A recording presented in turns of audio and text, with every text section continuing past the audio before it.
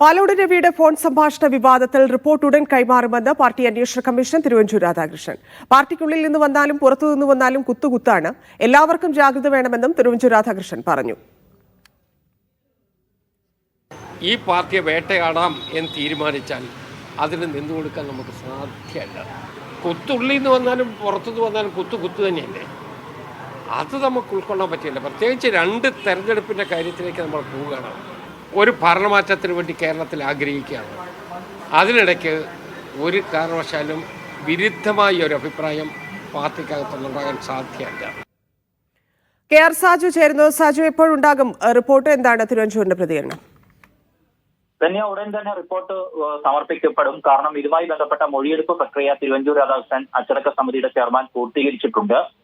ഇന്ന് തിരുവനന്തപുരം DCC ഓഫീസിലായിരുന്നു മൊഴിയെടുപ്പ് നടന്നത്. പാലോട് രവി അടക്കമുള്ളവർ തിരുവഞ്ചൂർ രാധാകൃഷ്ണൻ നേരിൽ കണ്ട് തങ്ങളുടെ ഭാഗങ്ങൾ വിശദീകരിച്ചു. ഇതിൽ ആരോപണ വിധേയനായിട്ടുള്ള ജലീലിനൊപ്പം പ്രവർത്തിച്ച അതിലെ ഭാരവാഹികളും ആ മണ്ഡലം കമ്മിറ്റിയിലെ ഭാരവാഹികളും തിരുവഞ്ചൂരിനെ കണ്ട് കാര്യങ്ങൾ ധരിപ്പിച്ചിട്ടുണ്ട്. സ്വാഭാവികമായി ഒരു നിഗമനത്തിലേക്ക് എത്തിച്ചേർന്നു എന്ന് തന്നെയാണ് തിരുവഞ്ചൂർ രാധാകൃഷ്ണൻ വിശദീകരിച്ചത്. അതേസമയം ഇന്ന് രാവിലെ നാടകീയമായി പാലോട് രവിയെ കണ്ട് മാപ്പപേക്ഷ നടത്തി ജലീൽ എന്നതാണ് വളരെ പ്രധാനപ്പെട്ട കാര്യം. എന്നാൽ ഇതിന് വഴങ്ങിയിട്ടില്ല പാലോട് രവി. അദ്ദേഹത്തിന്റെ നിലപാട് എല്ലാം അന്വേഷണ കമ്മീഷനോട് പറയൂ എന്നുള്ളതായിരുന്നു. തുടർന്ന് ജലീൽ KPCC അധ്യക്ഷൻ സണ്ണി ജോസഫിനെ KPCC ആസ്ഥാനമായ ഇന്ദിരാഭവനിലെത്തി കണ്ടു.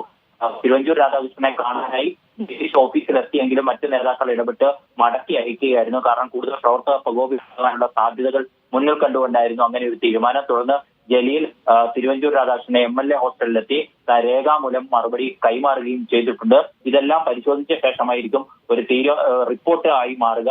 ആ റിപ്പോർട്ട് ലഭിച്ചാലുടൻ കൂടുതൽ നടപടികൾ ഉണ്ടാകുമെന്നാണ് KPCC നേതൃത്വം വിശദീകരിക്കുന്നത്. ധന്യ. ശരി സാജു.